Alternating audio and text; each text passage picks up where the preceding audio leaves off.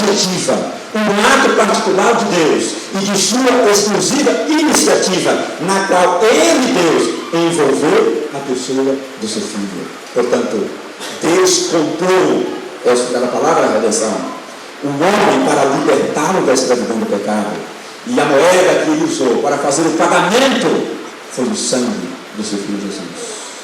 Por isso que Paulo usa a palavra redenção. Ele tem em mente o mercado de escravos tão comum nos dias em que ele viveu. Mas há uma outra palavra, e eu dei destaque nela no meu texto. É a palavra propiciação. Paulo usa para dar sustentação à doutrina da justificação pela fé. Propiciação é a segunda palavra que ele usa. Para o paganismo dos dias de Paulo, propiciação estava associada à ira dos deuses. Quando os deuses se sentiam ofendidos, ficavam irados, revoltados, cabendo ao ofensor fazer alguma coisa. Irmão, preste atenção nesse contraste que eu vou estabelecer. Cabendo ao ofensor fazer alguma coisa para aplacar a ira dos deuses. E em alguns casos extremos, esses deuses pagãos só eram aplacados mediante sacrifícios humanos. Sabe o conceito pagão da palavra propiciação? Porém, diferentemente do paganismo, para o cristianismo, propiciação não tem o objetivo de aplacar a ira de Deus irado. Para o cristianismo, propiciação não é um gesto mediante o qual se aplaca a ira de Deus, e sim um gesto de um Deus amoroso que faz pelo homem o que o homem não pode fazer por si mesmo. Amém? Para os pagãos, é um ato do pecador para tornar a divindade propícia a ele. Para a Bíblia, propiciação é um ato de Deus para tornar você propício a ele, porque ele já está, por natureza, propício a você. Ou seja, o Deus que você adora, o Deus que eu adoro, o Deus que nós adoramos, ele não precisa que eu faça nada para aplacar a sua ira, para conduzir a compaixão, porque ele é compassivo por natureza. Não há necessidade de fazer. Por isso que Paulo usa a palavra propiciação, dizendo: Deus, ele já se tornou propício a você antes mesmo que você fizesse qualquer coisa. Por isso Paulo diz assim em Romanos 5,9: quando inimigos, fomos reconciliados com Deus mediante a morte do seu Filho. Você não é inimigo. Inimigo não faz nada para aplacar a ira do outro. Você ainda era inimigo de Deus. Nós ainda éramos inimigos de Deus quando Ele tornou-se propício a mim e a você na pessoa do seu Filho. Propiciação não é uma tentativa humana para se aproximar de Deus, conforme pensava o paganismo nos dias de Paulo. Propiciação significa que Deus encontrou uma maneira de sustentar a lei e ao mesmo tempo salvaguardar a sua justiça. A terceira palavra que Paulo usa é a palavra demonstração, ou a palavra manifestação, e eu chamei a atenção para ela. Demonstração de quê? Manifestação de quê? De acordo com o texto do estudo, é a demonstração da justiça de Deus. Mas para melhor compreendermos essa demonstração de justiça mencionada por Paulo, é preciso entender o que ele quis dizer com impunidade em relação aos pecados anteriormente cometidos e por que Deus agiu dessa maneira, conforme Romanos 3, versos 25 e 26. Segundo Paulo, Deus, na sua tolerância ou paciência, deixou impunes os pecados anteriormente cometidos, ou seja, os pecados cometidos antes da morte de Jesus. Ele os deixou impunes. Os deixou impunes não porque houvesse qualquer injustiça de sua parte, mas por sua paciência.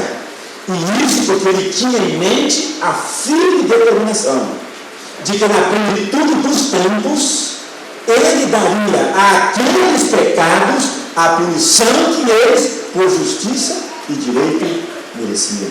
Mas ele o faria na pessoa do seu Filho. E Paulo diz que Deus, soberano, foi paciente Porque ele queria não apenas ser um Deus justo, mas também ser um Deus justificador. Olha o que isso. Para que ele fosse justo e também o justificador. Essa impunidade dos pecados previamente cometidos, mencionada por Paulo, pode ser melhor compreendida à luz de Judas, versículo 9.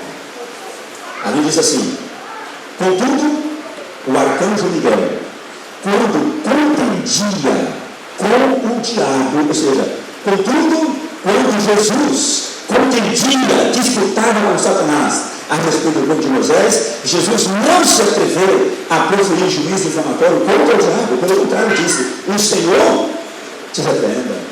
Por que houve contenda entre Jesus e o diabo por ocasião da ressurreição de Moisés? Todos sabem, pelo menos eu penso assim, todos nós sabemos que Jesus veio e ressuscitou Moisés, e Moisés hoje está no céu.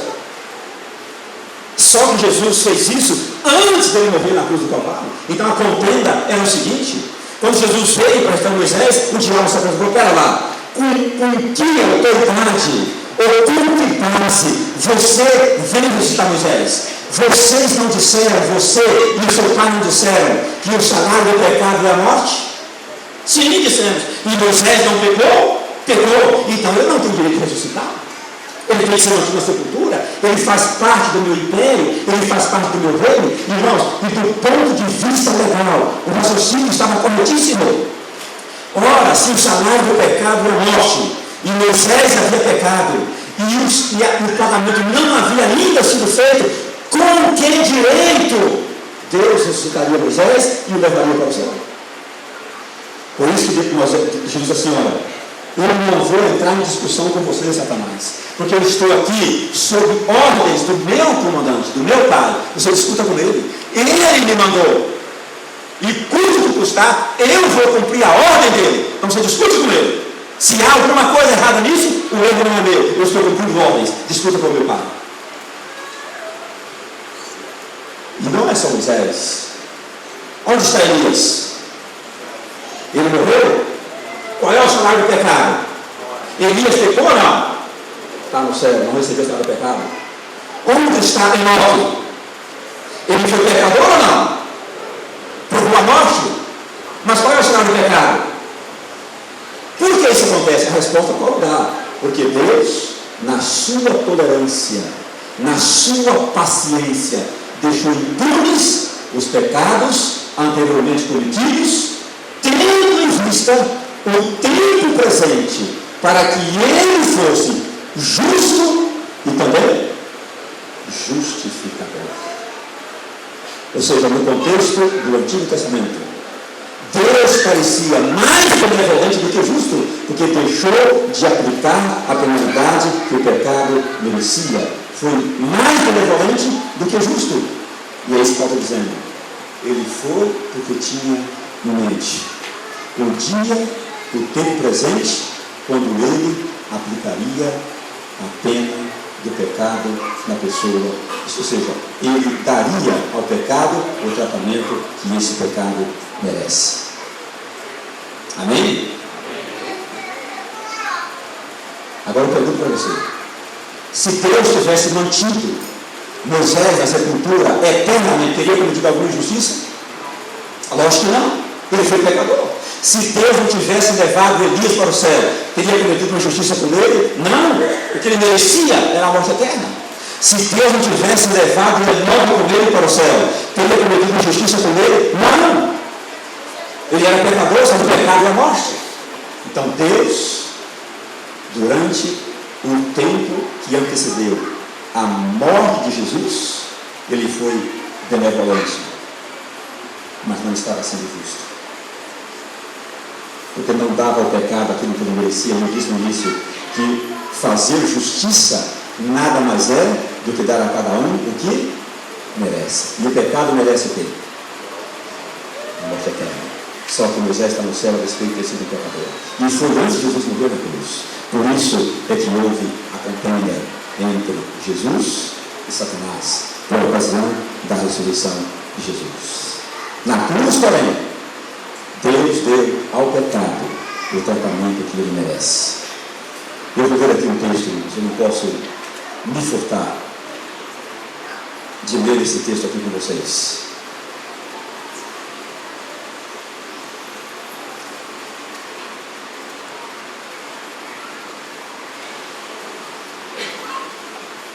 O que Paulo está dizendo é que antes da morte de Cristo, Deus pareceu tolerante, tolerar os pecados, isto é, ao deixar de requerer a pena de morte que o pecado merecia, pareceu ser mais benevolente do que o justo. Após a morte de Cristo, porém, Deus não está mais perdoando pecados, mas lidando com eles como um Deus justo para refazê-los. Contudo, devemos entender que se Deus tivesse mantido Moisés na sepultura, como eu já disse, ele não teria cometido nenhum ato de justiça. Assim, a morte de Cristo na cruz foi um ato de justiça da parte de Deus. Mas não que a morte de Cristo fosse merecida por causa da sua pecaminosidade, pois ele não conheceu o pecado. Veja bem, a não ser que a morte de Cristo tivesse uma experiência forense, quer dizer, não fosse ele declarado culpado, mesmo sendo inocente, de modo que sua morte fosse a condenação que o homem merecia, ao invés de ser um ato de justiça da parte de Deus, a morte de Jesus teria sido um ato monstruoso de injustiça jamais visto na história. Então, irmãos, o que eu quero que você entenda em síntese desse contexto é o seguinte: Jesus, ao ser declarado culpado, ele não foi declarado pecador. Tanto é que o texto diz assim, vamos lá, 2 Coríntios 5, 21. Aquele que não conheceu pecado, ele o fez, não pecador, o fez pecado por nós, para que nele fôssemos feitos o quê? Justiça de Deus. Aí está o resumo de um Deus justo e justificador.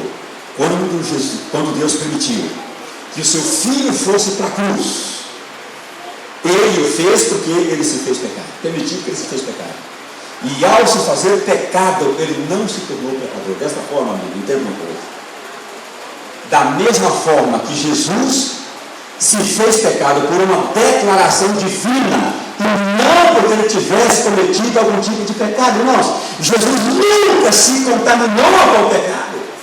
Deus o declarou pecado. É isso que é o significado de declaração forense.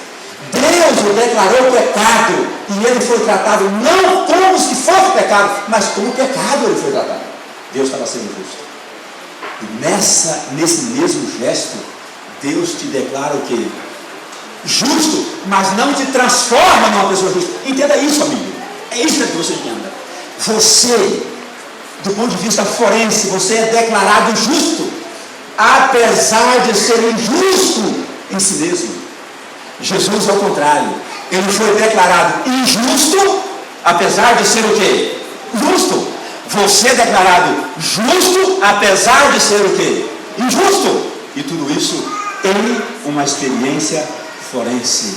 Então, veja, não existe justificação em um ato e não um processo. Não há graus de justificação. Não há uma pessoa mais justa do que a outra. Esqueça isso, por completo. Não há graus. Justificação é um ato e não um processo. E por isso não há níveis. Hoje eu estou mais justo que estive ontem. Isso não existe. E não há uma pessoa mais justa do que a outra. Porque é um ato e não um processo. Você consegue entender isso? Que você é justo, apesar de ser uma pessoa injusta. Você consegue entender que Jesus foi declarado injusto, apesar de ser uma pessoa que não conhecesse o pecado, como diz o próprio apóstolo Paulo? É isso que eu quero que você entenda. Isso é o cerne dessa doutrina tão especial, que essa igreja tão pouco prega, que é a justificação pela fé. Irmãos, eu sei que o tempo não me permite fazer todas as considerações que eu tanto gostaria de fazer. Eu vou então passar logo direto. Eu vou esquecer aqui o meio da salvação, que é a fé, e vou para os resultados da justificação. A justificação pela fé elimina o orgulho humano, porque ainda existe muito entre nós. Orgulho humano. Eu sou mais santo do que ele, porque eu não faço isso, eu não faço aquilo. Esqueça, não há grau de justificação. Não há uma pessoa mais justa do que a outra aos olhos de Deus. Então a justificação pela fé, quando devidamente compreendida, exclui o orgulho humano. E ao trabalhar os resultados da justificação pela fé, Paulo inicia fazendo 3 perguntas. Onde pôs a jactância? Segunda, por que lei? Terceira, das obras. E em relação à jactância ou vanglória, Paulo responde categoricamente, dizendo que foi de coisa excluída. Uma vez a justificação é somente pela fé, não há motivos para se vangloriar. Torna-se justo diante de Deus, tornar-se justo diante de Deus pela obediência é uma impossibilidade, uma vez que a lei a qual se obedece já foi transgredida. E como já vimos anteriormente, a transgressão, embora possa ser perdoada, não pode ser desfeita. Porque uma vez transgredida, ainda que a pessoa não transgrediu de novo, ela continua sendo culpada pela transgressão que praticou. Enquanto a palavra propiciação foi emprestada do mercado de escravos, conforme já mencionei, a palavra justificação foi emprestada dos tribunais. E é por isso que ela tem em si um elemento forense. E é por isso que ela exclui a vanglória, o orgulho humano, porque não há mérito humano na justificação. Ora, se a justificação não é um ato, não um processo, e um ato iniciativa de Deus, como alguém poderia orgulhar-se disso? Se justificação significa que Deus declara justo, apesar de eu ser uma pessoa injusta, como eu poderei me vangloriar disso? Portanto, a correta compreensão da justificação pela fé não leva o pecador a orgulhar-se. Ao contrário, o leva a humilhar-se e ser grato eternamente a Deus. A justificação também tem como resultado, mostra a imparcialidade de Deus. Mais uma vez, Paulo utiliza-se de perguntas para melhor ser compreendido. Agora, as perguntas são feitas para esclarecer a imparcialidade de Deus. É porventura Deus somente dos gentios? Não é também, dos judeus? Não é também dos gentios? Verso 29 de Romanos 3. Pelo teor das perguntas, percebe-se que havia por parte dos judeus um sentimento de que Deus era exclusivamente deles. Às vezes, nós adventistas temos esse tipo de raciocínio ou de pensamento. Que Deus é nosso, que a salvação é exclusividade nossa. Eles pensavam em Deus como uma possessão especial deles. E Paulo desmistifica essa ideia dizendo que Deus é também dos gentios. E se há um só Deus, então há uma só maneira de justificar o pecador. Quer ele seja judeu, quer ele seja gentio. Por isso, se Deus único justifica, diz Paulo, por meio da fé, o da circuncisão, e igualmente por meio da fé, o da incircuncisão. E como tanto os judeus, tanto os gentios, só podem ser justificados mediante a fé, a distinção religiosa entre eles fica removida, enquanto a imparcialidade de Deus fica estabelecida. O resultado da justificação pela fé é que ela, ao invés de anular a lei, ela confirma a lei. Paulo foi acusado de anular a lei em favor da fé. E posso lhe dizer que hoje os adventistas do sétimo dia são acusados de anular a fé em favor da lei. É o inverso.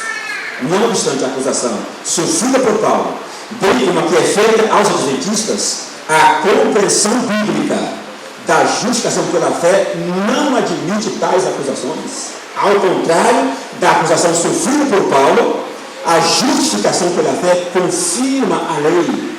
Pois em resposta à acusação que lhe foi feita, ele pergunta e responde: anulamos, pois, a lei pela fé diante de tudo que eu disse? Não, de modo nenhum. Antes, confirmamos a lei. Que isso fique bem claro. Preste atenção no que eu vou dizer agora. Para você, adventista, é maravilhoso. Para você, não adventista, é espetacular. A oposição de Paulo às obras da lei, como méritos para a salvação, não visava a objetiva fidelidade aos mandamentos, e sim a atitude subjetiva de autossuficiência por parte do observante. E digo mais, assim, A fé exclui o culto à lei como forma de salvação, porém, confirma todo o seu valor como orientação objetiva do que o cristão deve e do que ele não deve fazer. Como Paulo mesmo afirma, ele diz: eu não teria conhecido o pecado senão por intermédio da lei, pois não teria eu conhecido a cobiça se a lei não dissera: não cobiçarás, Romanos 7, verso 7. Portanto, amigos, o objetivo da lei, segundo a compreensão do apóstolo Paulo, não é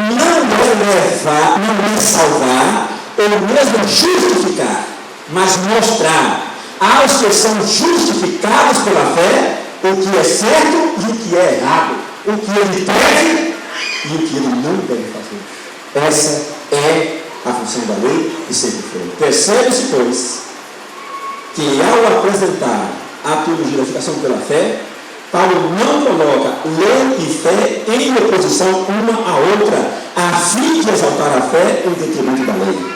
Sua preocupação é mostrar em que base o pecador é justificado. E o que ele ensina é que o homem só pode ser salvo pela graça mediante a fé. Assim, Paulo nos leva a entender que para que a graça tenha o seu valor, não é preciso diminuir ou anular a lei.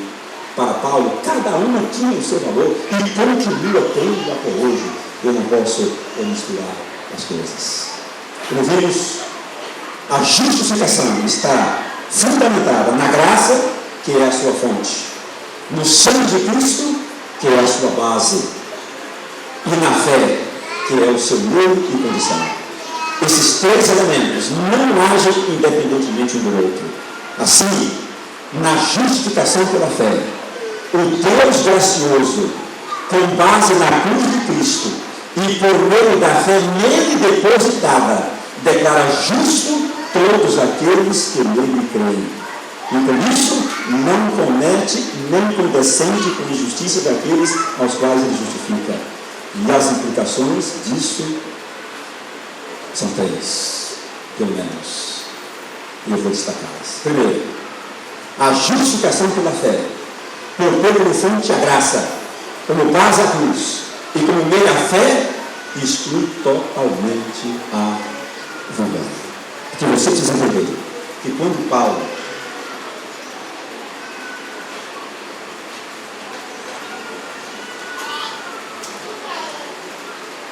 Paulo fala que salvação é somente pela fé, ele não está dando nenhum mérito humano, irmãos, à fé. Está dizendo, o plano da salvação não é um plano cooperativo, no qual Deus entra com a cruz e o pecador entra com a fé. Não é isso que Paulo está dizendo. Ele não está substituindo um mérito por outro. Ele está dizendo o seguinte: Deus te salva pela confiança que você tem em Jesus, mas não pela confiança em si. Não é pelo valor da sua crença, é pelo valor da pessoa em quem você deposita a sua crença. Até porque Efésios diz que a fé também é um dom de Deus. E finalmente a segunda implicação. A primeira, não há vanglória. A segunda, a justificação pela fé une os crentes e exclui a discriminação. E às vezes, eu e você somos um tanto quanto discriminadores. Terceira e última implicação. A justificação pela fé confirma a lei e exclui o antinomismo, ou seja, aqueles que são contrários à lei. Portanto, nada de vanglória, nada de discriminação e nada de antinomismo. Este é o evangelho pregado e vivido pelo apóstolo Paulo. Este é o evangelho de Jesus Cristo. Você não gostaria de, nessa manhã, aceitar este evangelho e procurar nortear a sua vida com base no que esse evangelho ensina? Quantos gostariam de tomar essa decisão hoje comigo? Grandioso Deus e Pai, isso é um assunto extraordinário. Da compreensão dele depende a autenticidade do meu cristianismo. Da compreensão desse assunto depende o meu relacionamento com o Senhor Jesus. da compreensão desse assunto depende do relacionamento com o meu próximo. Porque no campo da justificação, não há uma pessoa mais justa do que a outra. E eu preciso entender e viver isso no meu dia a dia. Eu entrego nas tuas mãos essas pessoas cujas mãos foram levantadas, para que esse evangelho seja compreendido e seja vivido na vida delas e na minha também, para que o Senhor seja glorificado através do nosso viver. É o que eu te peço e te agradeço, em nome de Jesus. Amém.